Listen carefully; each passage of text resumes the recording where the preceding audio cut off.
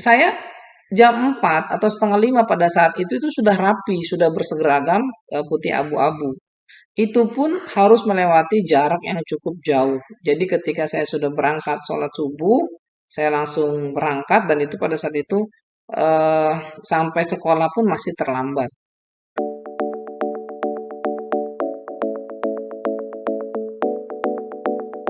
Nah, teman-teman, sekarang saya mau bercerita, sebetulnya ada nggak sih tantangan-tantangan yang saya hadapi pada saat itu ya.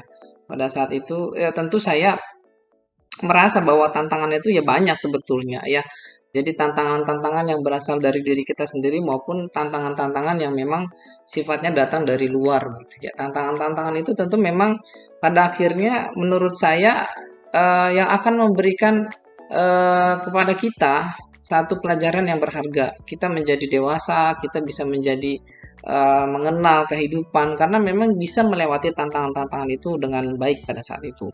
Dan tentu teman-teman sekalian, sahabat-sahabat sekalian, mungkin tantangan atau iya tantangan-tantangan yang saya hadapi pada saat itu, zaman itu bisa jadi berbeda dengan tantangan-tantangan yang terjadi pada hari ini gitu pada teman-teman yang mungkin masih bersekolah di SMA 8. Tetapi saya kira kemauan kita, motivasi kita untuk bisa keluar dari tantangan-tantangan itu sebetulnya menjadi kunci keberhasilan dari kehidupan kita.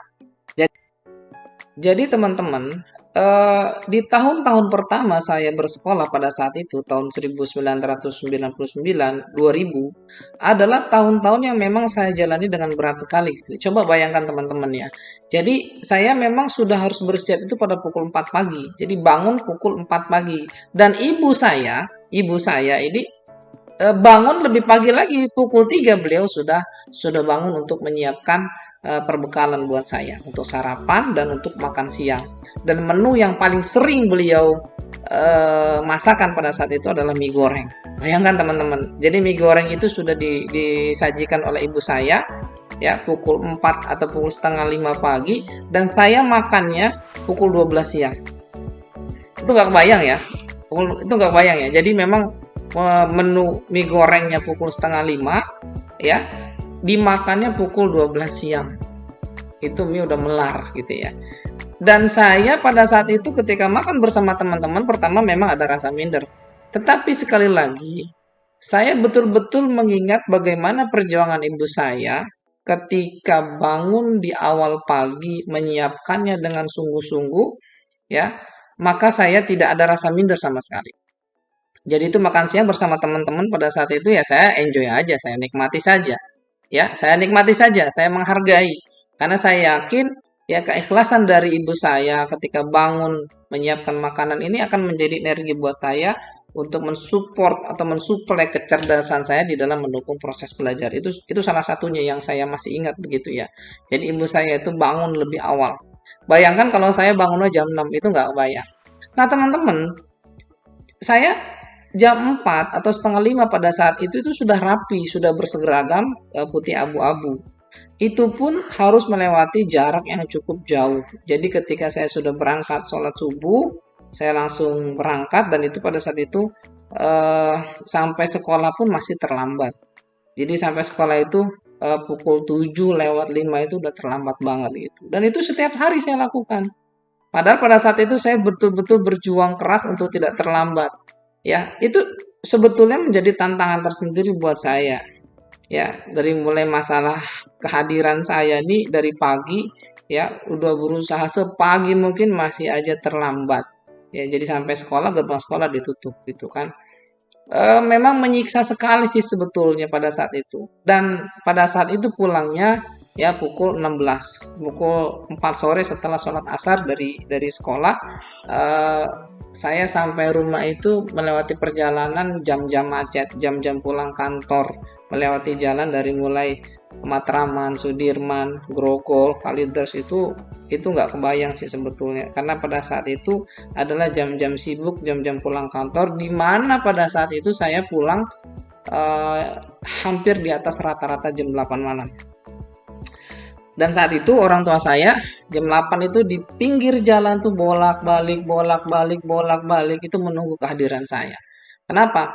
karena memang pada saat itu sekali lagi ya di tengah perjalanan yang begitu panjang, tentu keamanan saya sebagai remaja pada saat itu, sebagai pelajar SMA pada saat itu, apalagi pada saat itu saya pakai seragam itu, bisa saja suatu saat akan ketemu di jalanan itu para para anak-anak yang tidak bertanggung jawab gitu ya, eh, entah itu memalak, entah itu apa namanya tawuran dan sebagainya, itu memang sangat mengkhawatirkan. Dan memang pada saat itu zaman-zaman tawuran lagi gencar-gencarnya gitu. Dan memang sangat berbahaya pada saat itu. Bayangkan itu ancaman-ancaman yang saya hadapi pada saat itu, mulai dari saya bangun sekolah, bangun tidur, ya berangkat ke sekolah sampai pulang itu luar biasa. Jadi Masya Allah saya mengingat perjuangan untuk belajar di SMA 8 itu eh, sungguh luar biasa gitu ya. Jadi terkadang pun kalau bangun jam 4 saya kadang-kadang sering ngantuk. Itu saya naik angkutan umum itu sering tertidur ya. Tertidur sehingga kadang-kadang sering terlewat itu Masya Allah gitu ya. Eh saya kira itu tantangan-tantangan yang memang yang saya hadapi di tahun-tahun pertama, sehingga memang kadang-kadang saya berpikir apakah saya kuat atau mampu di SMA 8 ini.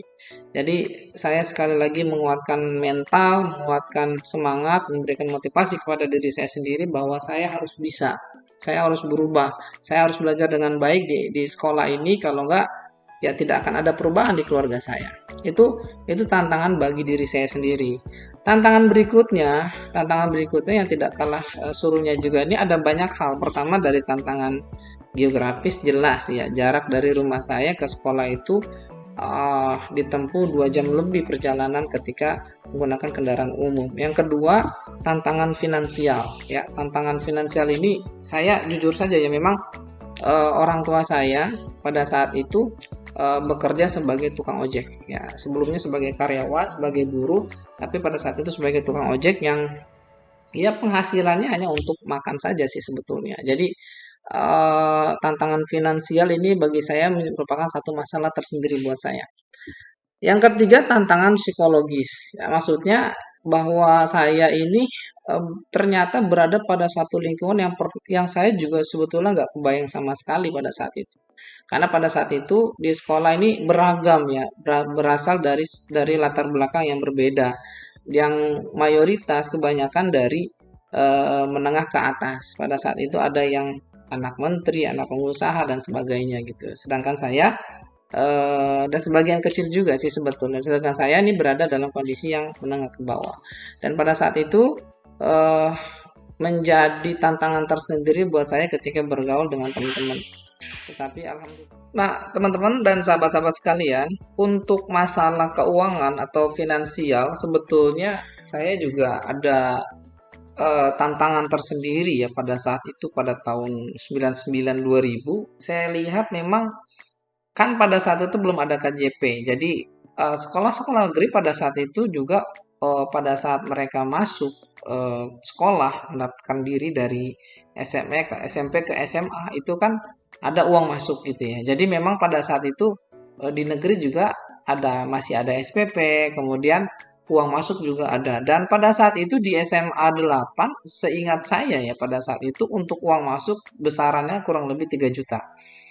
Eh 3 juta pada saat itu menurut ukuran saya pada saat itu ya memang sangat besar sekali gitu. Karena saya lihat kondisi-kondisi masuk SMA di sekitar wilayah saya di Jakarta Barat, di Kalideres, contohnya di SMA 84, pada saat itu uang masuk hanya 900.000. Ya, tahun sebelumnya 300.000, pada tahun 99 2000 itu meningkat 3 kali lipat jadi 900.000. Nah, ketika masuk ke SMA 8, seingat saya pada saat itu sebelumnya 1 juta, dan pada tahun saya masuk ke SMA 8, tahun 99 2000 itu meningkat menjadi 3 juta.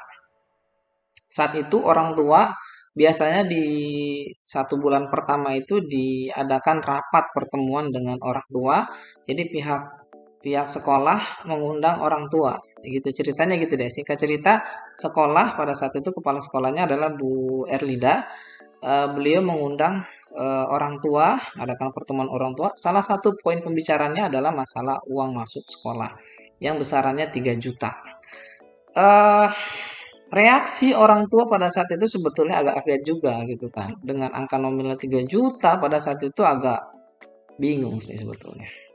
Dari mana nih uang gitu ya? Eh, tetapi pada saat itu sekolah menawarkan sih sebetulnya 3 juta itu nggak mesti dibayar pada saat itu juga, tetapi bisa dicicil. 3 juta bisa kita bayar dengan cara mencicil. Saya memang pada saat itu agak ya merasa ya bahwa aduh makin berat saja nih saya sekolah.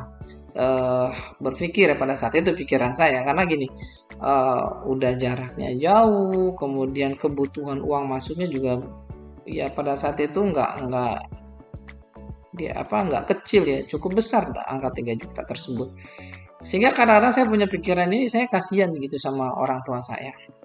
Tetapi memang orang tua saya ini selalu memberikan motivasi ya kepada anak-anaknya terutama ya supaya anaknya maju terus gitu. Apapun yang terjadi jangan pernah berhenti belajar. Masalah pembiayaan diserahkan kepada orang tua. Dari situ sebetulnya saya menyadari sih sebetulnya bahwa keadaan finansial orang tua saya pada saat itu tidak baik-baik saja. Tetapi mau rela untuk mencarikan bagaimana solusinya supaya anaknya bisa sekolah gitu.